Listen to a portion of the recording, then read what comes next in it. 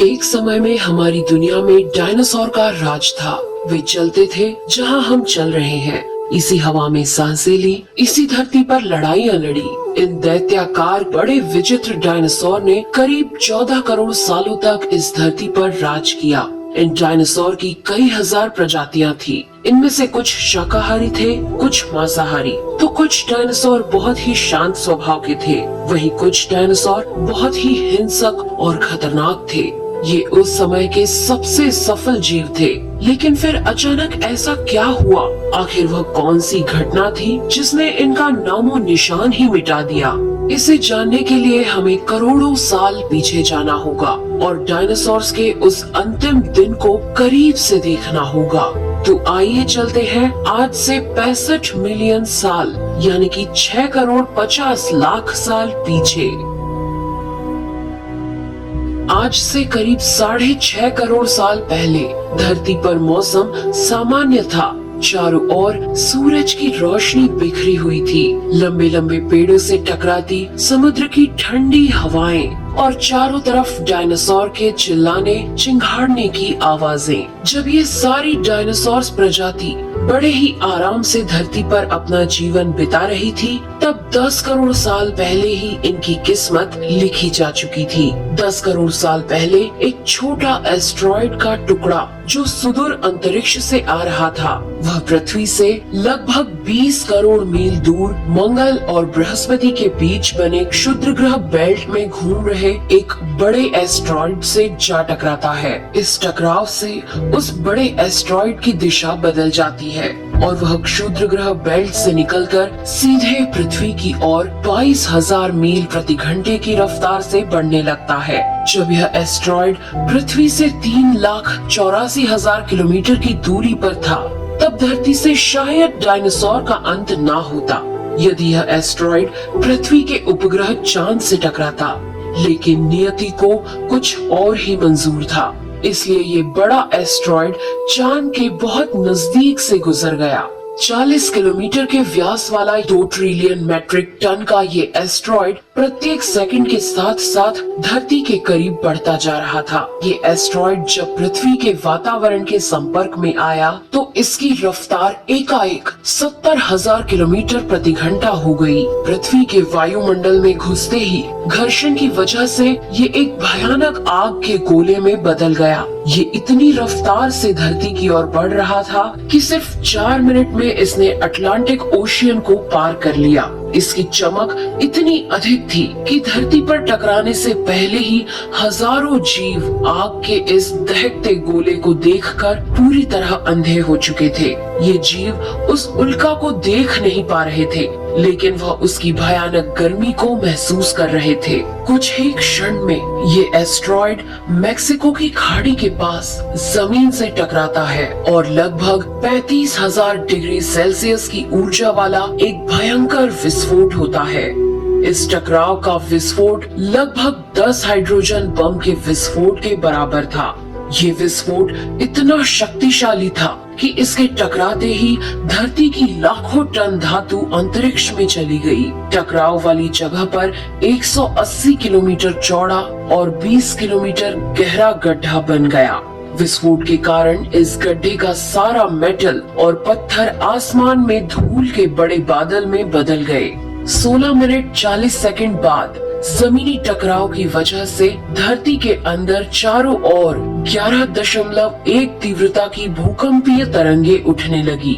इस वजह से समुद्र में विशालकाय लहरों का निर्माण हुआ और एक के बाद एक सुनामी की लहरें चारों तरफ बढ़ने लगी। भूकंपीय तरंगों ने सभी सक्रिय ज्वालामुखियों को दहका दिया, जिसके कारण जगह जगह डायनासोर का विनाश शुरू हो गया।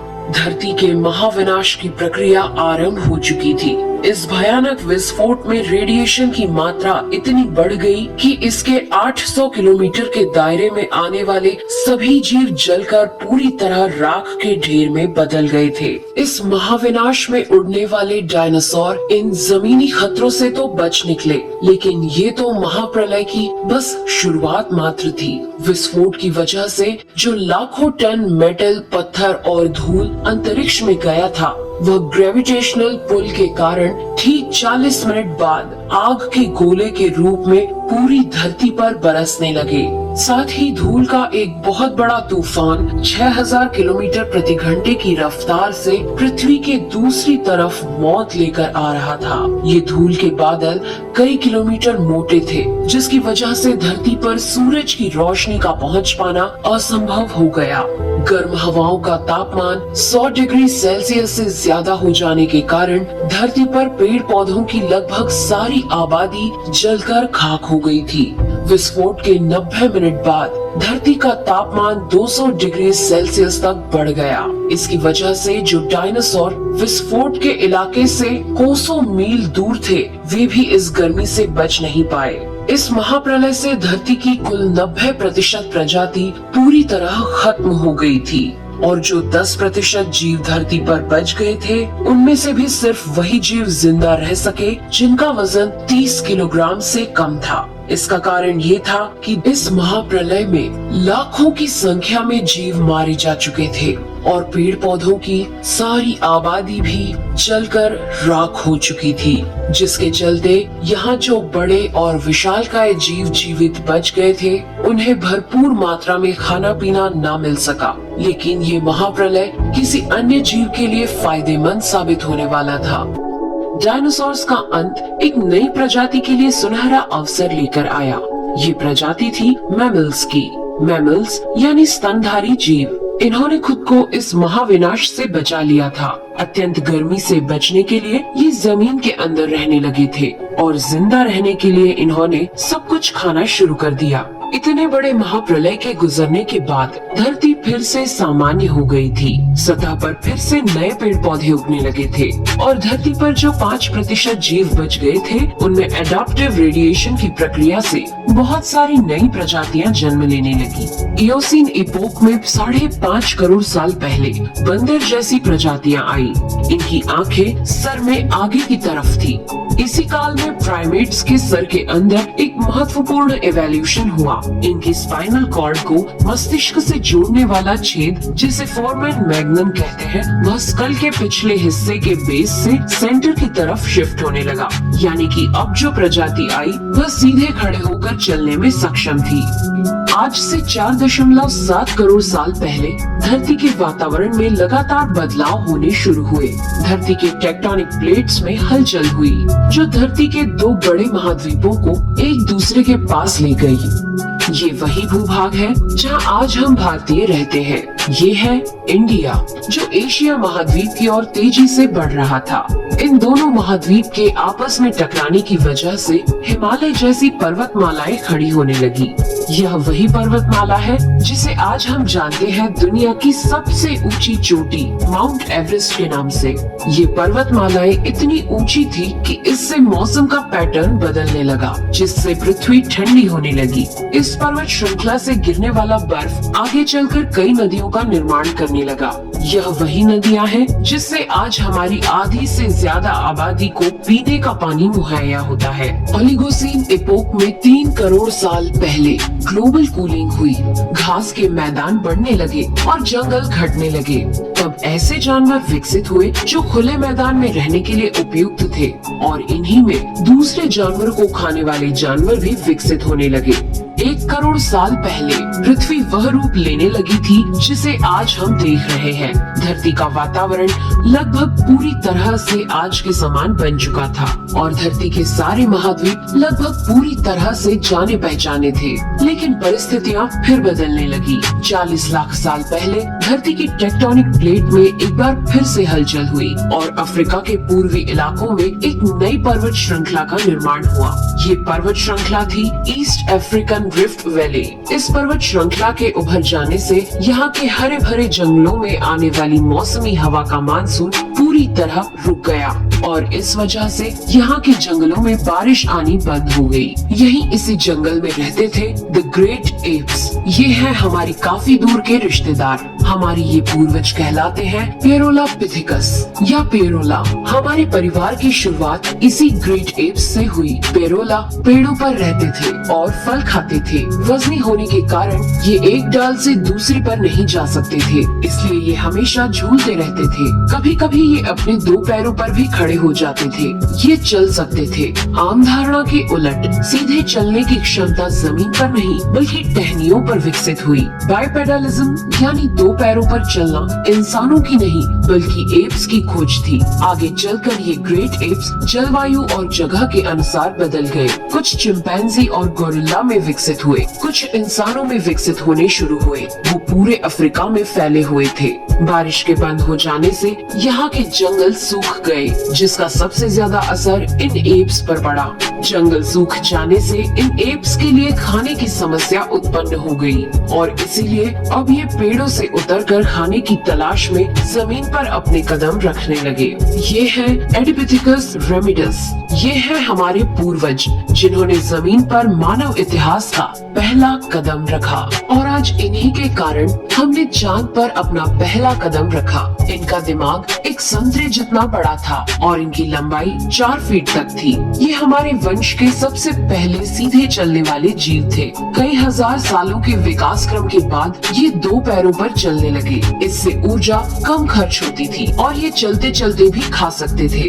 दो पैरों पर चलने से अब ये सीधे खड़े होकर दूर दूर तक नजर रख सकते थे। समय के साथ साथ विकास की प्रक्रिया चलती रही और हमारे पूर्वज धीरे धीरे विकसित होने लगे। 23 लाख साल पहले हमारे पूर्वजों का दिमाग काफी बड़ा हो गया था।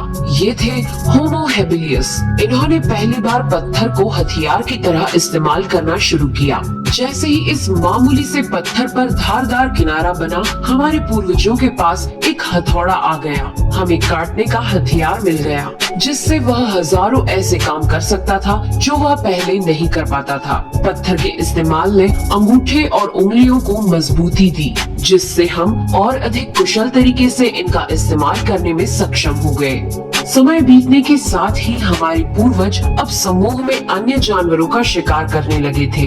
ये थे होमो इरेक्टस, जो अन्य जानवरों से ज्यादा होशियार थे। इन्होंने ही सबसे पहले आग का इस्तेमाल करना सीखा।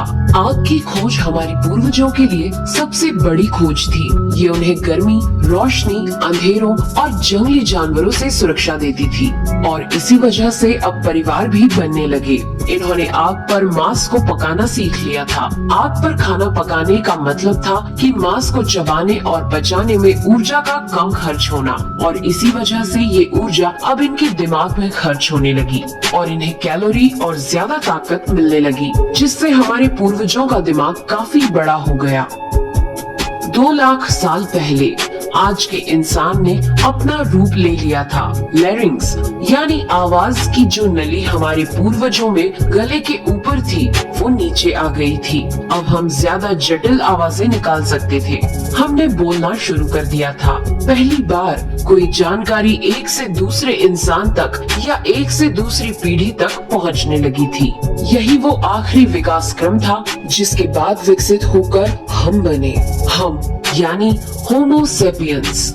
1 लाख साल पहले इंसान कहीं भी जा सकता था। हमारे पास फुर्तीले हाथ और प्राचीन हथियार थे। हम बात कर सकते थे, आग को काबू में रख सकते थे। अब हम अपने अफ्रीकन घर को और बड़ा कर सकते थे। महाद्वीप यानी कॉन्टिनेंट खिसके तो अफ्रीका और यूरेशिया जुड़ गए और उससे बनी एक बहुत बड़ी जमीन जिसका नाम था एफ्रो यूरेशिया। इंसानों के दूर दूर जाने से बहुत बड़ा बदलाव आया। अब हम एक महाद्वीप से दूसरे महाद्वीप में रहने लगे। इसकी वजह से हम उन चीजों से बचे हुए थे जिसकी वजह से वानरों के मुकाबले दूसरे बड़े स्तनधारी हमेशा के लिए खत्म हो गए। करीब 50,000 साल पहले आइस एज शुरू हो गया और नॉर्थ पोल से आगे बढ़ने लगा। उसी वक्त इंसान चाइना और ऑस्ट्रेलिया तक पहुंच गया था। 30,000 साल पहले इंसान पहली बार यूरोप पहुंच गए।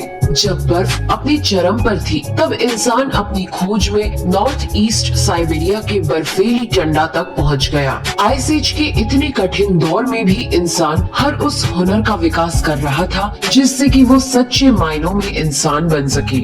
हमने खुद को उस माहौल में ढाल लिया, हम ज्यादा समझदार हो गए। उसके बाद हमने पूरी दुनिया में अपनी बस्तियां बसा ली। समुद्र किनारे से पहाड़ की चोटियों तक, हरे भरे मैदानों से लेकर पथरीले इलाकों तक हर जगह इंसान थे। हमारा हुलिया, त्वचा, बाल और आँखों का आकार जलवायु और जगह के अनुसार बदल गया।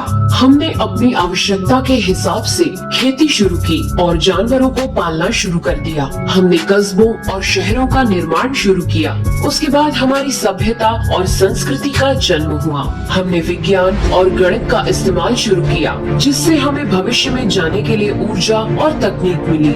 ये है हमारा समय। अब हम पूरी तरह विकसित हैं। हमारी जैसा इस धरती पर अब कोई जीव नहीं। आज हम जानते हैं कि हम कौन हैं, कहां से आए हैं, लेकिन ये तो बस शुरुआत है। अभी हमारा सफर खत्म नहीं हुआ है। हमें अभी और आगे जाना है, आने वाली चुनौतियों का सामना करना है और खुद को और विकसित और आधुनिक बनाना।